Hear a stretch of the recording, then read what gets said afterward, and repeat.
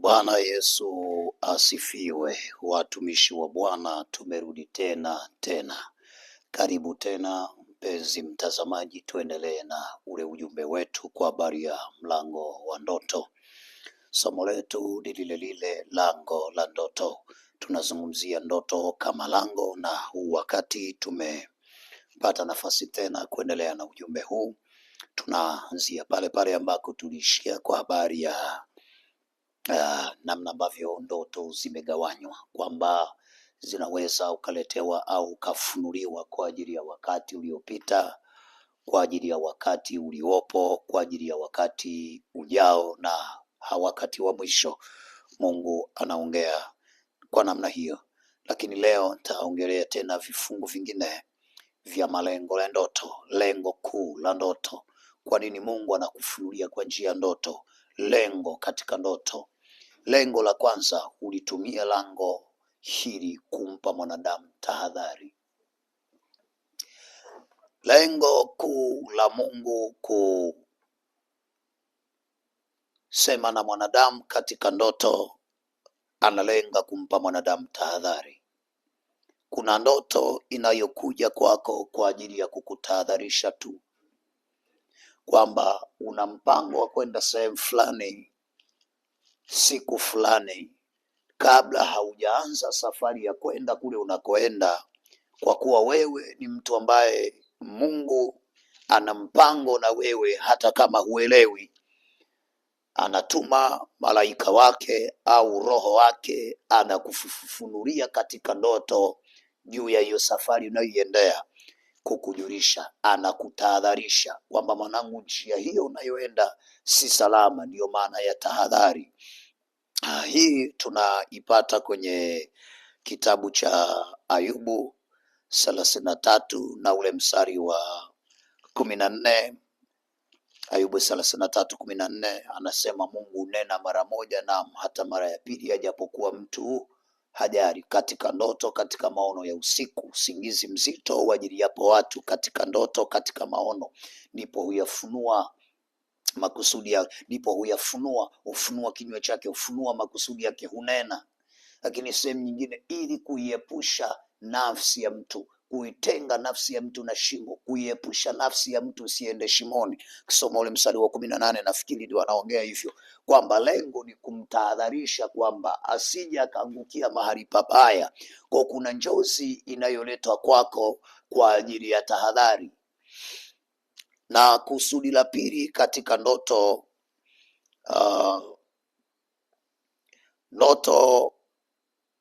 kusudi la pili, ndoto inalenga kukuonya. Ndoto inalenga kukuonya. Kutahadharishwa na kuonywa ni vitu viwili tofauti. Kwa hiyo kuna njozi unayoweza kuota ambayo inaletwa kwa ajili ya kukuonya. Mfano kwenye kitabu cha Mathayo sura ya 2 mstari wa 12, taomba tusome pamoja hili neno. Mathayo sura ya 2 na mstari wake wa 12, tufuatane pamoja. Mathayo 2 mstari wa 12, Biblia inasema,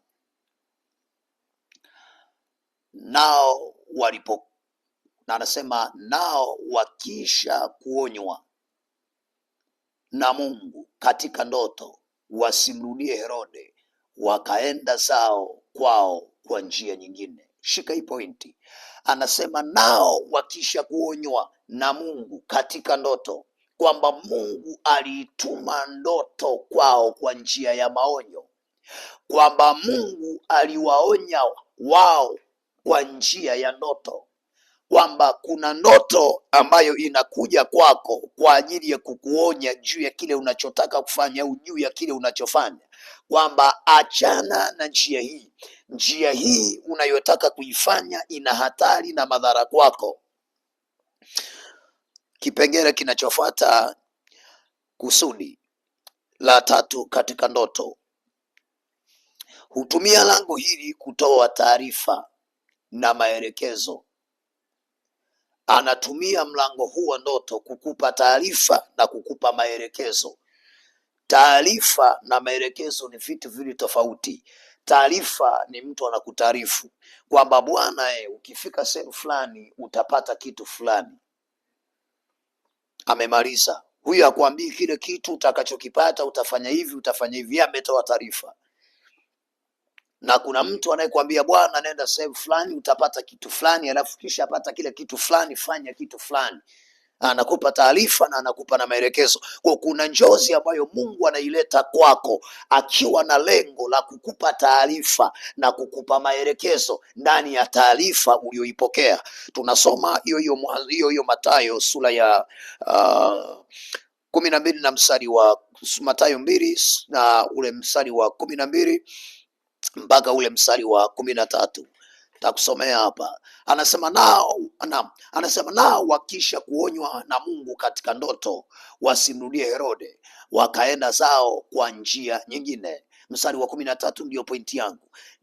Na hao walipokwisha kwenda zao, tazama, malaika wa Bwana alimtokea Yusufu katika ndoto, akasema, hii kusema anampa taarifa, ondoka umchukue mtoto na mama yake. Maelekezo.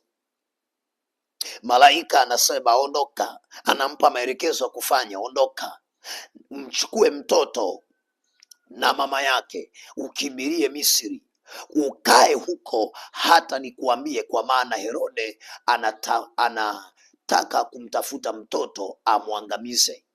Anamwambia chukua mtoto, kimbilia kwenye nchi ya Misri, ukae huko, kwa maana Herode anataka kumtafuta mtoto amwangamize. Anampa maelekezo na anampa taarifa. Kwa hiyo kuna njozi inayokuja kwako ikiwa na lengo la kukupa taarifa, na kuna njozi inayokuja kwako ikiwa na lengo ya kukupa maelekezo nini cha kufanya.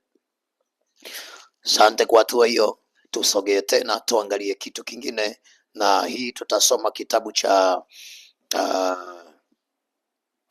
Mwanzo. Tena tumalizie Mwanzo 41 mstari wa 25. Mwanzo 41 mstari wa 25. Mwanzo 41 na ule mstari wa 25. 41 mstari wa 25.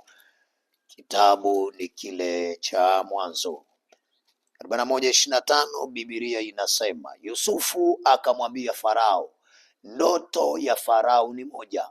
Anapewa taarifa hapa.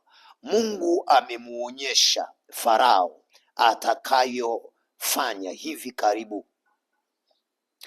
Wale ng'ombe saba anasema wale ng'ombe 7 ni miaka 7. Wale ng'ombe 7 wanene au walionenepa ni miaka 7, na yale masuke 7 mema ni miaka 7. Ndoto ni moja. Na wale ng'ombe 7 dhaifu wabaya waliopanda baada yao ni miaka 7, na yale masuke 7 matupu yaliyokaushwa na upepo wa mashariki yatakuwa miaka 7 ya njaa. Ndivyo nilivyomwambia Farao ya kwamba Mungu amemwonyesha Farao atakayoyafanya hivi karibuni. Anampa taarifa ya mbele, anampa taarifa kwamba kuna miaka 7 ya njaa, kwamba kuna kitu fulani kitatokea, kuna miaka 7 ya shibe. Mungu anamjulisha Farao, lakini kumbuka huyu Farao hajaokoka, hamchi Mungu, ni mtumikia miungu.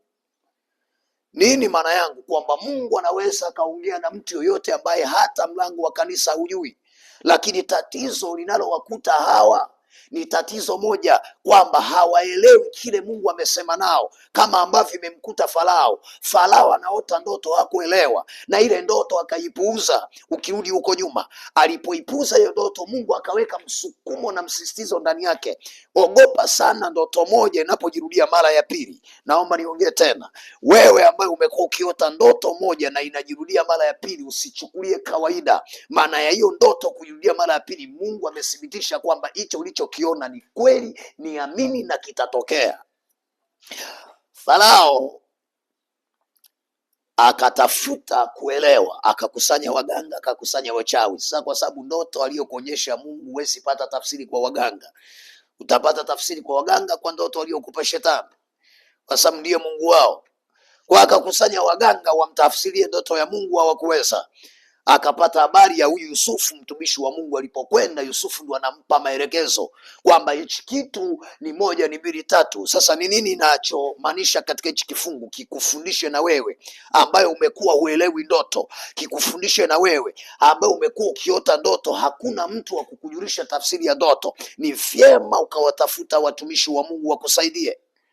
Sasa ndoto imebeba maana kubwa sana kwenye ulimwengu wa roho kupita vile ambavyo unafikiri. Naomba nisogee tena kwa mara hii tena. Ndoto ni kivuli cha picha halisi. Ndoto ni mfano au fumbo. Ndoto ni kitu kilichopo rohoni kinachongoja mlango ufunguliwe kije mwilini. Narudia tena, ndoto ni picha fulani halisi.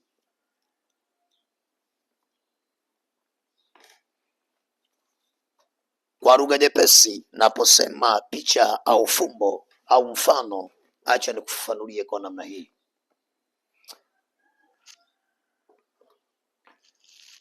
Hii ni rimoti. Mchungaji, nimeota naokota rimoti. Mchungaji labda akakutafsiria, sisemi ndio tafsiri yake, labda huyo mchungaji akakutafsiria kwamba bwana, ukiona unaokota rimoti uelewe Mungu anaongea na wewe kitu, kwamba amekupa uwezo wa kuyakontrol maisha yako, amekupa uwezo wa kukontrol maisha ya watu. Baada ya siku 6, 7, 8 ukaota ndoto unaokota rimoti tena, usije ukachukua tafasiri ile aliyokutafsiria mchungaji kwamba ukiota ndoto ni rimoti inahusisha kwa habari ya kukontrol maisha yako au kukontrol maisha ya mtu. No, ndoto ni fumbo. Ndoto ni mfano wa kitu, kwamba Mungu anaweza akatumia remote kuongea kitu kingine. Ukiota ndoto umekaa kwenye kiti au unapoteza kiti, ukapewa tafsiri kwamba umepoteza nafasi yako au ufalume wako, siku utakayoota ndoto umepoteza kiti, usije ukachukua imani hiyo hiyo tena kwamba nimeota ndoto unapoteza kiti, Mungu anaongelea kwa habari ya nafasi yangu. No, kiti anaweza akakitumia kwa mfano mwingine. Ndio maana tumesoma hichi kitabu cha Mwanzo 41 na kuanzia mstari wa 25, tumeona juu ya Farao, namna ambavyo Farao imemkuta hali hiyo. Farao anaota ndoto ng'ombe wanene walionenepa na ng'ombe waliokonda 7, wanene 7, waliokonda 7, lakini wajabu wale 7 waliokonda wanawameza ng'ombe hao wanene. Akashtuka kwenye hiyo njozi, akaipuuza, akarudi kulala tena, akaota ndoto nyingine tena tofauti na hiyo, lakini na mfanano. Anaota yuko maeneo ya mto, masuke 7 yaliyomea na amenenepa vizuri. Halafu kilichomshangaza zaidi, anashangaa kuna masuke mengine 7 yaliyokonda, lakini yale masuke 7 yaliyokonda yanayameza masuke 7 yaliyonenepa. Sasa fuatilia wakati wa tafasiri ya ndoto yake. Ulipofika wakati wa tafasiri ya ndoto yake, mtafasiri anamwambia ndoto ya ng'ombe 7 na ndoto ya masuke ni ndoto moja. Wanakufundisha kitu kimoja, kwamba unaweza ukaota masuke ikamaanisha kitu hicho, na unaweza ukaota ng'ombe wakamaanisha kitu hicho hicho. Unaweza ukaota kiti ikamaanisha kitu hicho, na unaweza ukaota redio ikamaanisha kitu hicho. Unaweza ukaota kiti isimaanishe kitu hicho, na unaweza ukaota simu ikamaanisha kitu hicho. Kwa hiyo na kushauri nini juu ya hichi kitu? Ushauri wangu ni kwamba uwe makini sana na kutamani kupata fasiri juu ya watumishi wa Mungu walio na roho wa Mungu, kwa sababu anayetoa ndoto ni roho wa Mungu. Ili upate tafsiri ya ndoto ni roho wa Mungu. Asante kwa hatua hii kwa siku ya leo. Naomba kupe nafasi tena ya kusogea kwenye hatua itakayofuata.